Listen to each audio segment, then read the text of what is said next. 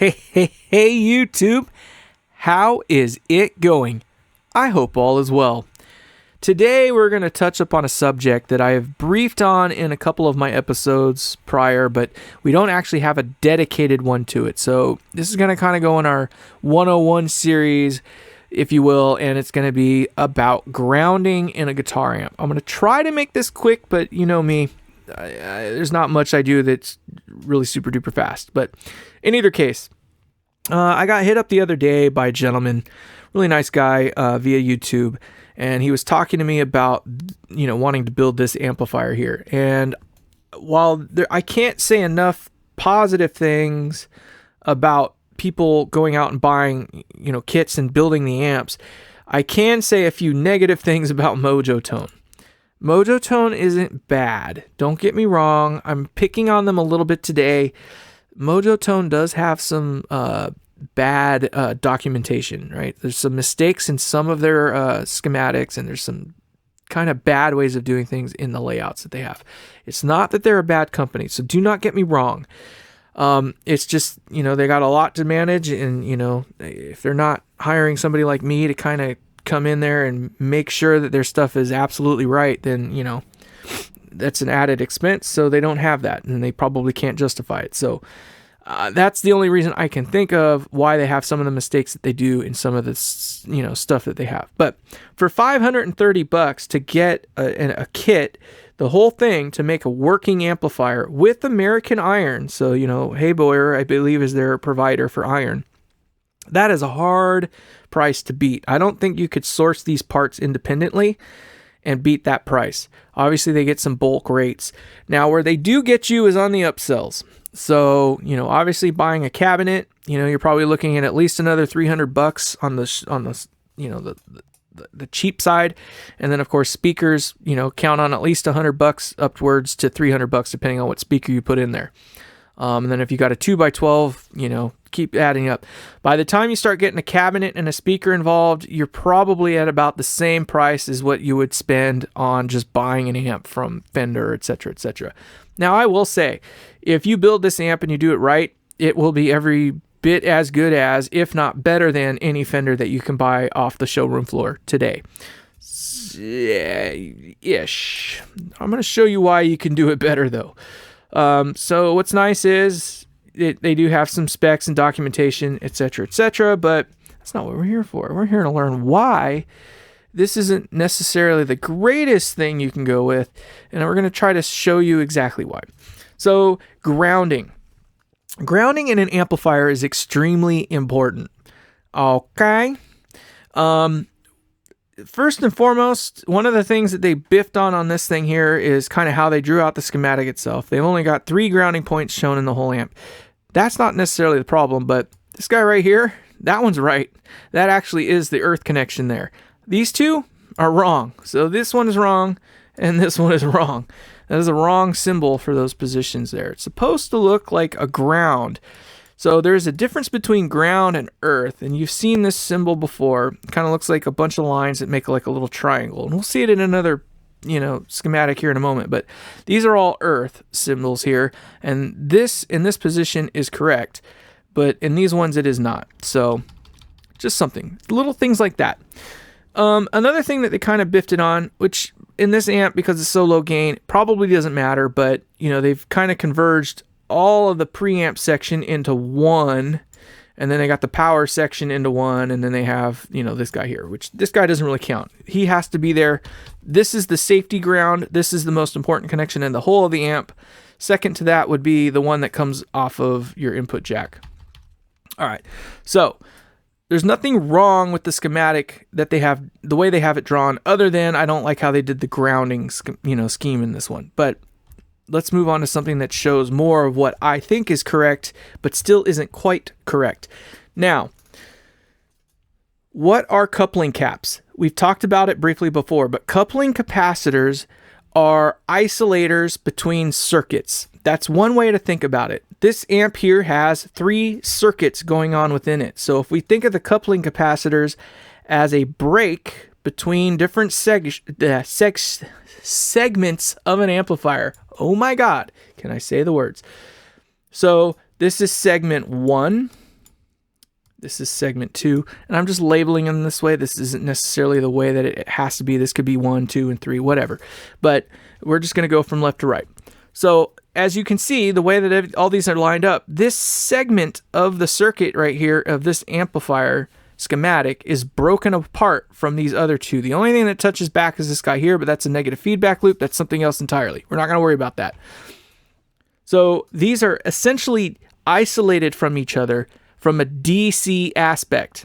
That is to say that the coupling capacitor does not allow DC to pass through, but the AC element of the signal does. So that's what the coupling capacitors do. And that's why it's important to understand how grounding works. So these two guys here, they probably didn't have to use these two proper grounding connections. So remember we talked about that grounding thing that looks kind of like a little triangle, right? So that is correct. These are correct. They could have just taken these two and put them together into one, all right? And then they have these three here, right? So all of these could have come down to here into one. So we'll just draw this guy here, right? And then they've got these two here. So then they could have taken these guys and drew them together and had them go into one. Still have 3 sections. So there's one segment here, or one ground for this section of the amp, one ground for this section, etc., etc. So I guess we can put the 3 back. All right. So that is how they could have drawn this. So they could have literally, instead of having this ground here, they could have just drawn a wire over and then had this other ground come down here, right? They could have done it that way. They did not, but they probably left it for you to figure out how you wanted to do these. But what you need to understand about an amplifier is that the coupling caps are there for a reason.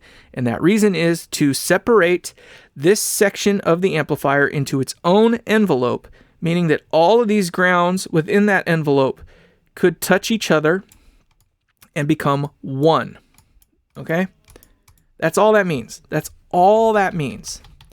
So now you've heard of the term, perhaps, maybe not, of star ground. So star ground kind of sounds exactly like what it sounds like, right? You got a star. And so you get one point in the amp, and that's the star ground. And then all the grounds go to that one point. And that's why it starts looking like a star, is because all of a sudden, all of these points start coming and converging on this one point within the amplifier.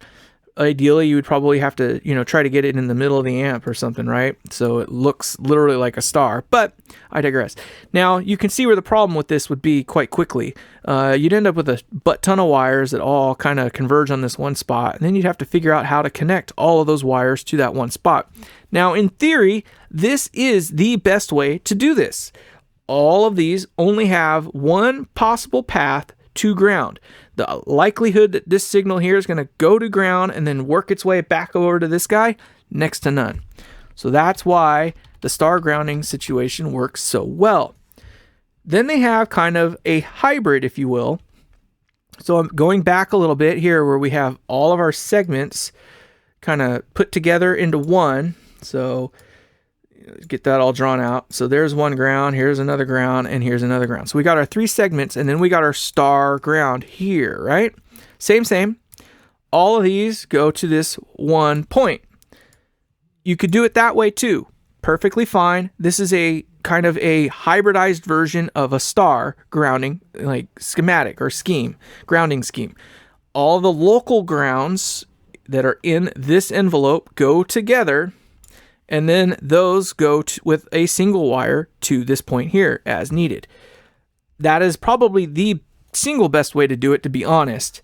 But then there's the way I do it, which is a little bit different. I probably deleted more than I needed to.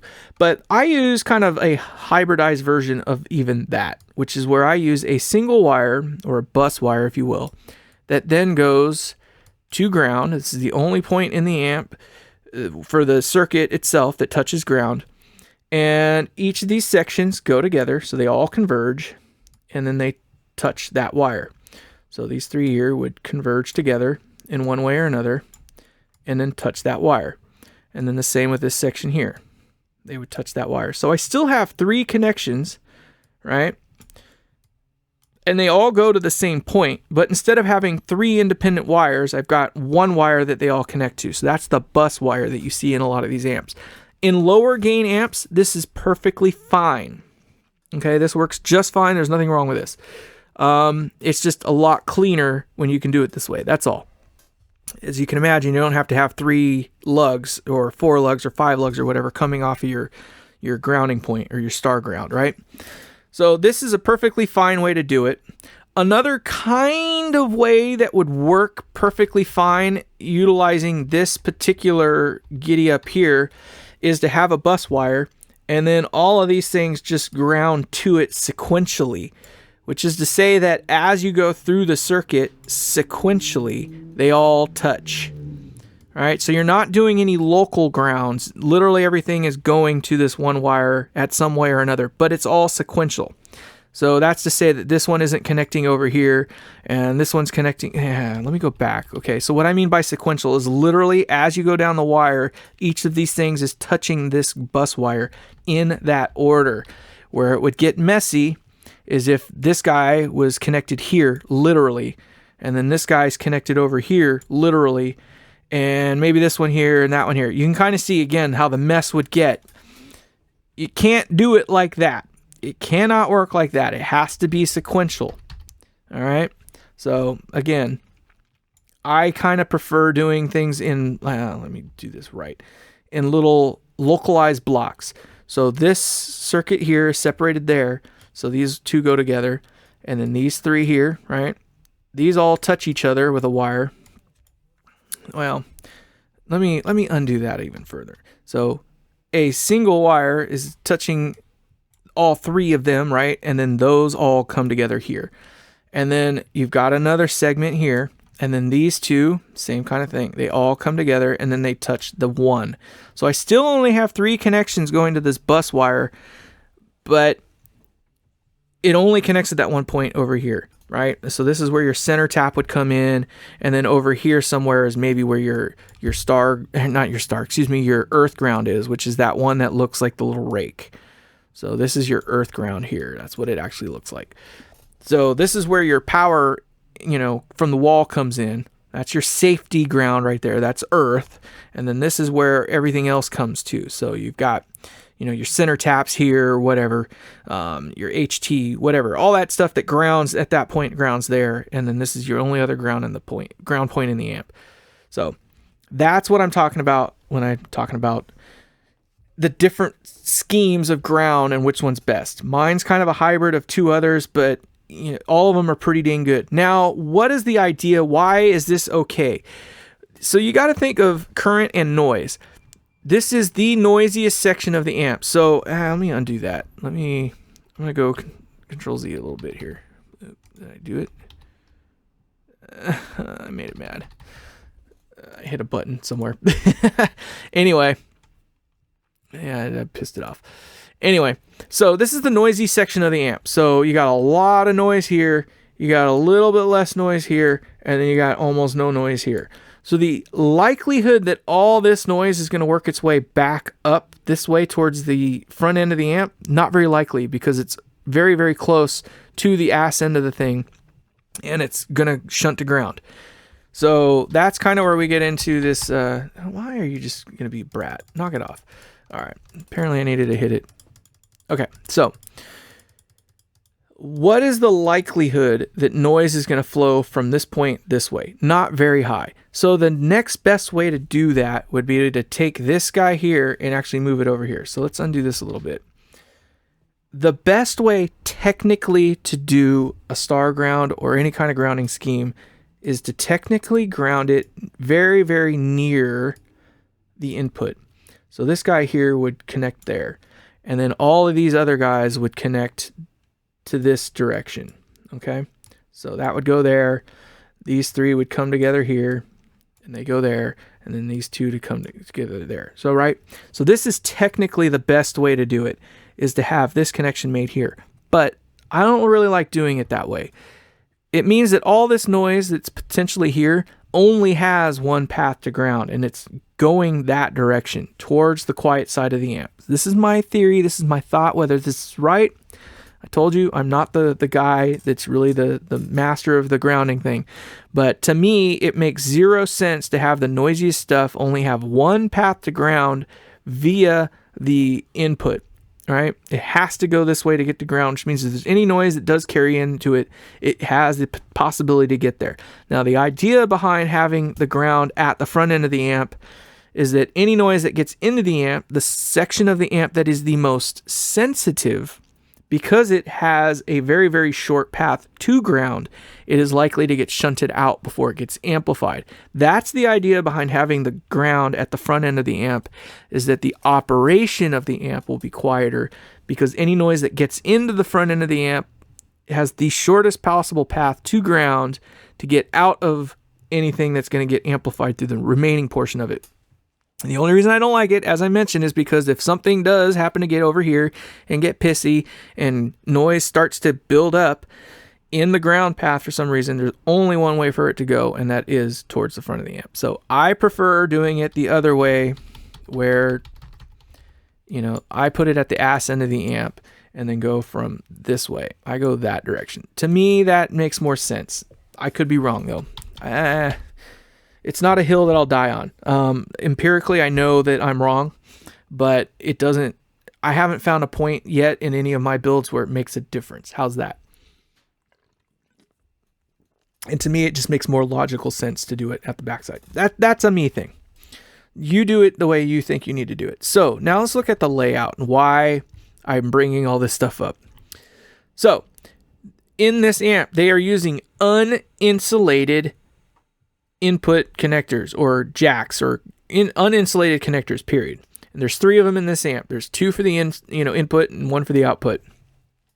That is to say that the ground connection that they're making here is connected to the chassis. All right, they're relying on that as a connection to the chassis for ground, which means that there is multiple paths in this amplifier in which grounds can touch each other. And as we probably already kind of learned, that's not necessarily a good thing. In the kind of the views that I showed you, right, there's only one path that ends up into ground, and that's this one here, right? There's that one spot that ends up to ground, that one connection. What makes a ground loop?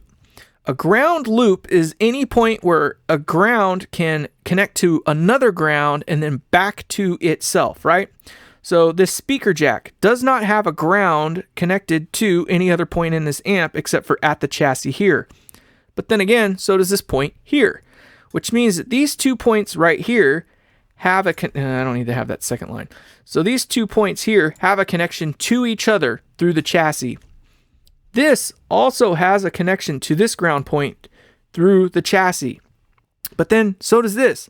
This also has a point to this point and this point via the chassis. And then we get to the back of the pots, the biggest no-no in all of amp making history. The back of the pot being the ground plane. Do not, repeat after me, do not use the back of the pot as the ground plane. That is not what it's there for. You make the pot look ugly and you make it impossible to fix later. It's bull crap. Do not do it. This is an absolute no-no. So imagine a potentiometer. Most of them have a metal base. That metal base is then touched by the back of this pot with a shield. The shield is meant to keep all the dust and noise out of that potentiometer. That means that this pot has a connection to the chassis via its base, which then means this pot has a connection to every single other pot from that point, right? So this point here has at least 1, 2, 3, 4, 5 different paths via this whole area here to ground, all of which also have their own individual paths to ground. Are you starting to see what I am talking about here? Can I go on? Should I go on?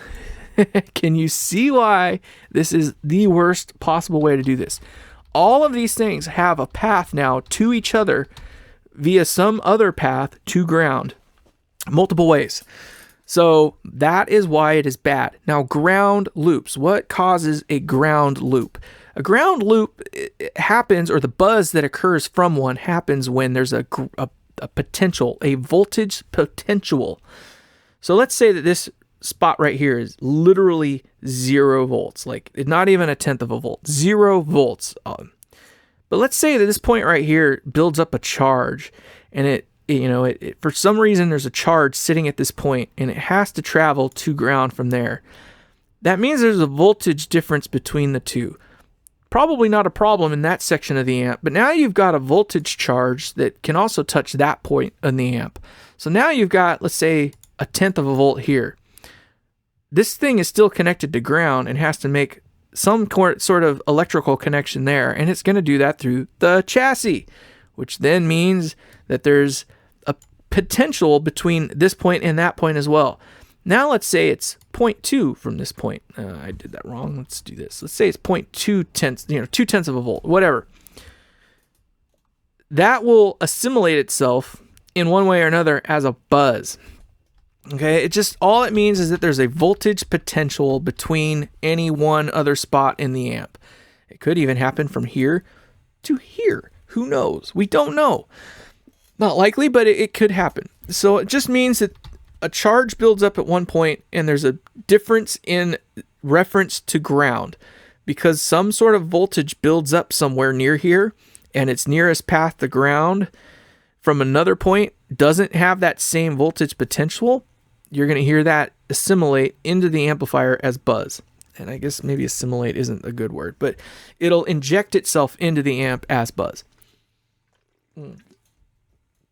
So, how would I do this amp if I were going to build this amp? First and foremost, I would get rid of the uninsulated jacks. Now, why do I not like uninsulated jacks? We are relying on this jack here currently, this input jack, as a ground point, which is to say that if this jack, for whatever reason, happens to come loose, what kind of ground connection do you have? Repeat after me. You don't have one. Literally, you don't have a ground connection to the chassis if this point goes bad, assuming that all these other, you're not, whatever. You get what I mean? Same with this guy here, the output jack.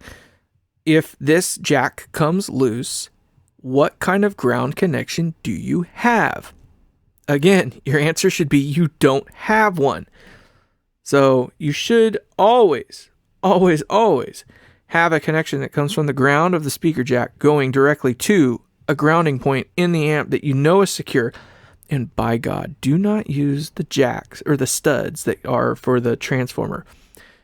Put it on its own bolt and nut somewhere else in the amplifier, okay? Do not use the studs for the transformers as your grounding lug. Put it somewhere else and drill a hole in the amp if you have to, or weld it to the amp in one way or another. Do it however you have to do it, but just for God's sake, don't use the bolt for the transformer. Okay, so how would I do this? First and foremost, I talked about it. Get rid of these guys. Use insulated jacks. Insulated jacks isolate the input from the chassis, meaning that the jack now can only rely on a connection to some other point in the amp via a wire. Next thing I would do, get rid of this crap here. We do not weld or solder, connections to the back of pots. So we're going to get rid of this bus wire here, and we're going to put it here. Sorry, went too far. So this is now our bus wire here, right? And then we're going to take all these ground connections and run it to that wire, okay? So this one here is supposed to come up. That's already there. We don't got to worry about that. This one here comes down, so it's going to come over to here. This one was supposed to go up, so instead it'll go there. Same with this one. It's going to come up and go to here. These ones will need to come down, so this one can come down to here. And these two here, for all intents and purposes, you could join together and then run down to here. So you've got 1, 2, 3, 4, 5, 6 wires that go across. So maybe you cut off 1 or 2 wires, but it'll clean it up and make it look nice. And the only path, if you do this with isolated inputs, the only path for ground for all of these parts here and all of these circuits here is via this one bus wire that then goes down over to here, to this point there. So this is our, our star point, if you will. I don't like cap cans. This one's a 2020. 4 hours ago, I want to be sedated. You got me. Anyway, sorry, I couldn't help myself. It's a 2020. with a single ground. That means that there's basically 3 capacitors within this envelope, if you will, this cap can, but only one ground point. So that doesn't help with noise a lot. Cap cans are inferior, if you will, to having individual, decoupling capacitors for your power supply. But whatever, I digress. If this is what you want to use and that's what you got, that's fine. Again, this guy here would go to there, just like normal. And then you'd have this wire here, still just like normal. But then you would also have an isolated jack for this, which would then need to be wired physically to that. So you would come from the transformer. Do not go from the transformer to your ground point and then from there over.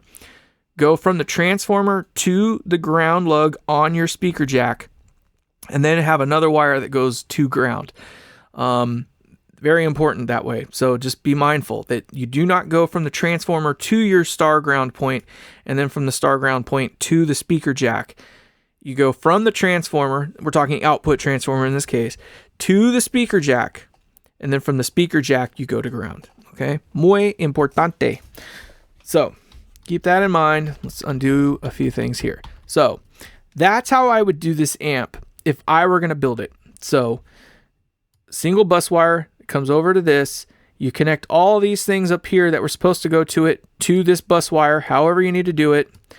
And then get rid of these jacks here. Do them with insulated. Make sure that you do run a wire from here to this point here. It does need to go to that point on the bus wire. Again, you're going to have an insulated jack here, so we're going to get rid of all the uninsulated stuff, and then you're going to run a wire over to this point here. I think doing it that way would be the best way to do this particular amp build. Another way that you can do it, and I didn't really go over it in this other schematic, we could touch on it real quick. Let's do that. So I talked about star grounds and whatnot.